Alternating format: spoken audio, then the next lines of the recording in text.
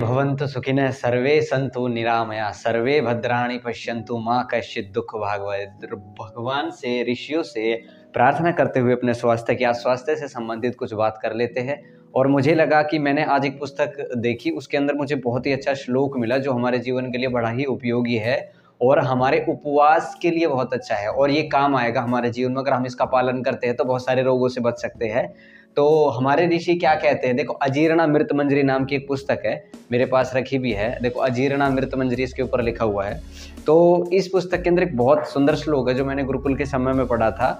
और इसके अंदर जो चिकित्सा बताई गई है, इस पुस्तक के अंदर जो चिकित्सा बताई गई है वो आहार के न पचने के कारण होने वाले रोगों का निजात करने के लिए और आहार का किस किस तरीके से हम पाचन कर सकते हैं। और जब हम आहार को अपने शरीर के अंदर अच्छे से पचा लेते हैं तो हम क्या रोगों से दूर हो जाते हैं।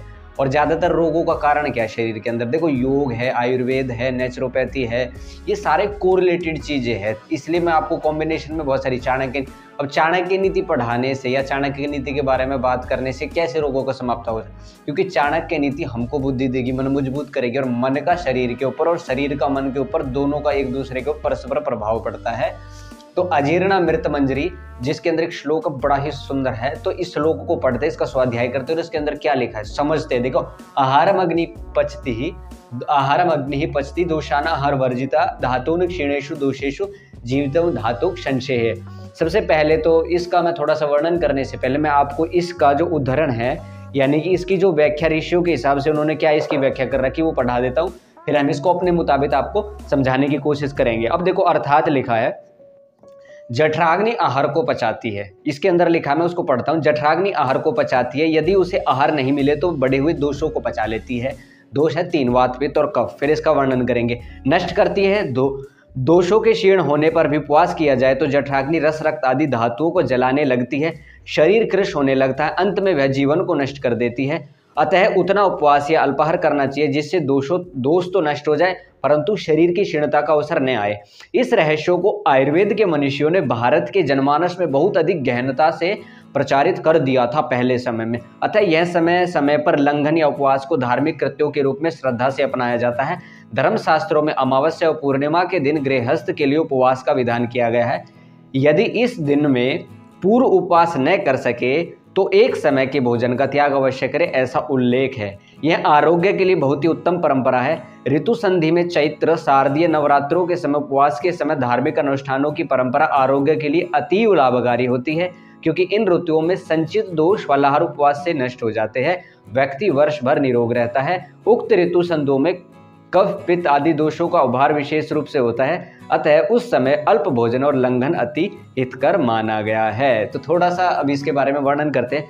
मैं तो मतलब कि इतना इसके ज़्यादा इंटरेस्ट है मेरा तो इसमें कि इसके ऊपर तो मैं कम से कम 1 घंटे लेक्चर दे सकता हूँ।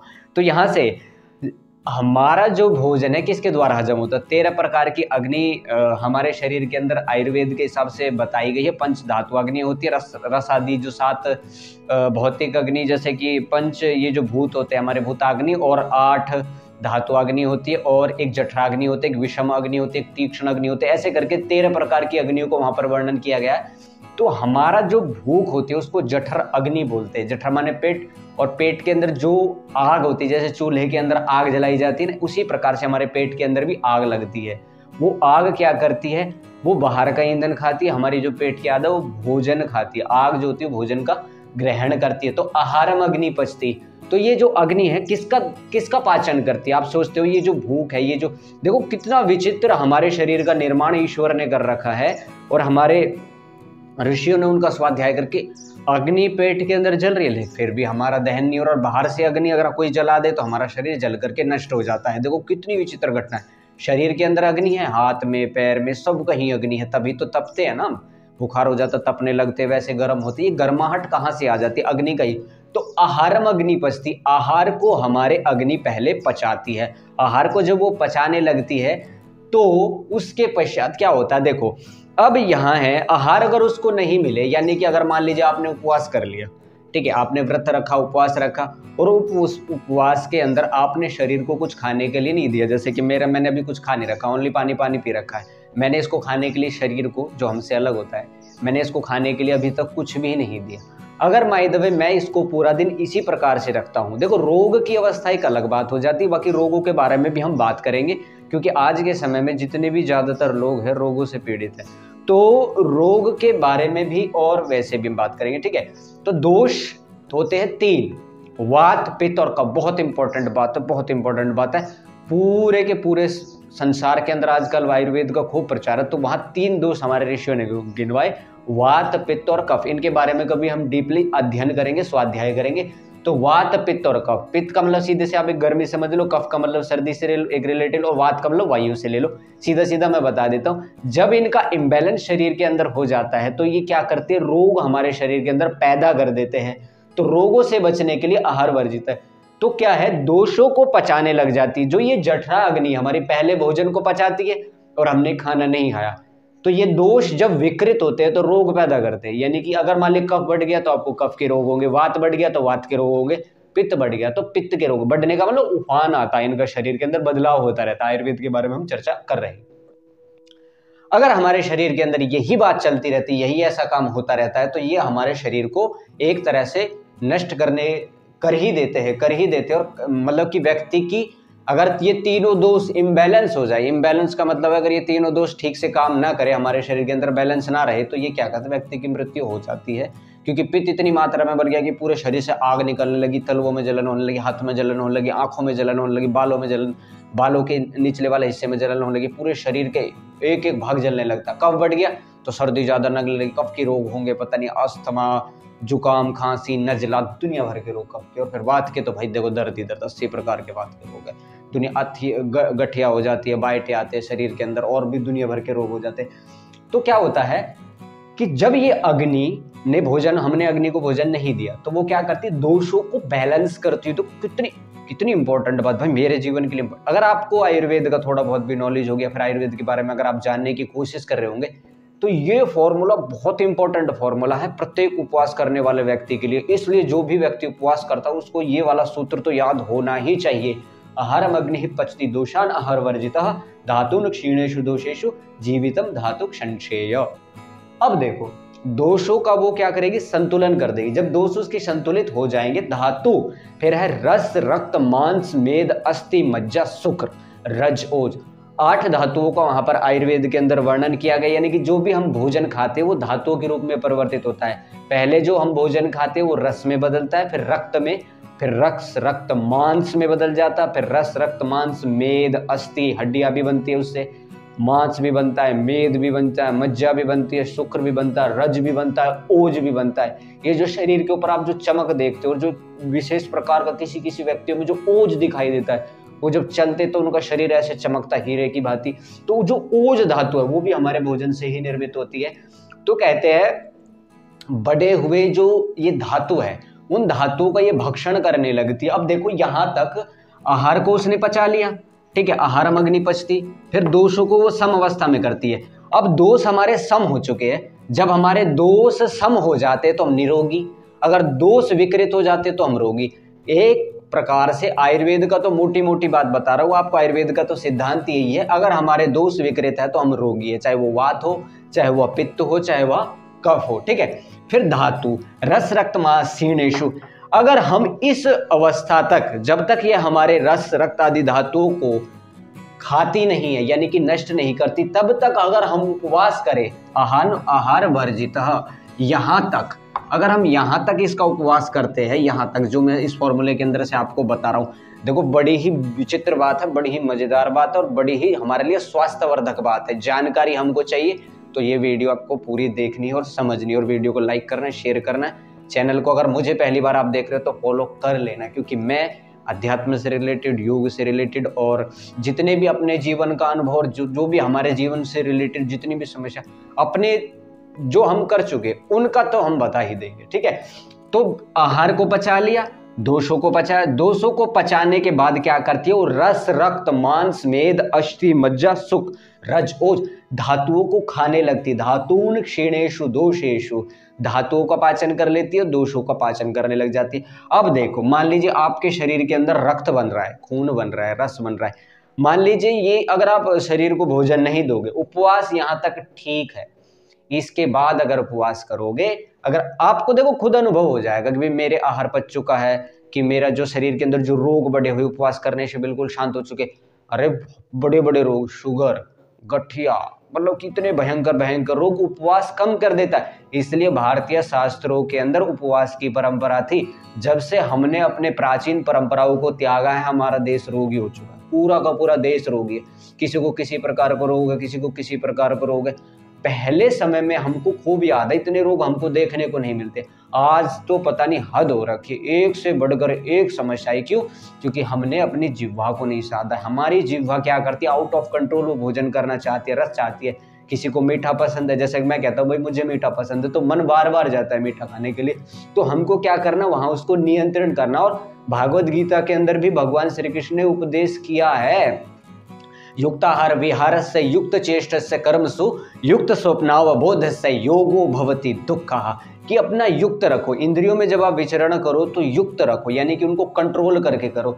और यही बात अब यहाँ पर देखो, धातुओं को जब हमारी अग्नि पचा लेगी तो हमारा शरीर क्या होगा, क्षीण होने लग जाएगा, कमजोर पड़ने लग जाएगा। जब हमारा शरीर कमजोर पड़ने लग जाएगा तो जीवितम धातु संशय, और तब तक हम उपवास कर ले जब तक हमारे दोष, हमारा रोग हजम नहीं हुआ। अगर आप उसके बाद उपवास करोगे तो आपकी मृत्यु तक भी हो सकती है भूख के कारण। यानी कि अति उपवास नहीं करना। आपको एक दिन का करना है, एक दिन का करो, 15-20 दिन, हफ्ता में एक दिन का करो, ठीक है ना। एक दिन का उपवास में कोई दिक्कत नहीं, महीने में कर सकते हो, 15 दिन में कर सकते हो, कोई दिक्कत नहीं है। अगर इस प्रकार से उपवास, इसका मतलब ये नहीं है कि रोज रोज खाली पेट, रोज खाली पेट नहीं, एक हफ्ते उपवास कर रहे, 2 हफ्ते उपवास कर रहे, मतलब शरीर को भोजन ही नहीं दे रहे।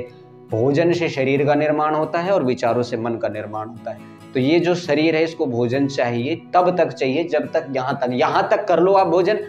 देखो हमको ये बात समझ में नहीं आती, इसलिए हम तो ऋषियों की शरण में चले गए। ऋषियों से हम ज्ञान लेंगे, नॉलेज लेंगे और उस नॉलेज को अपने जीवन में अप्लाई करेंगे, ठीक है।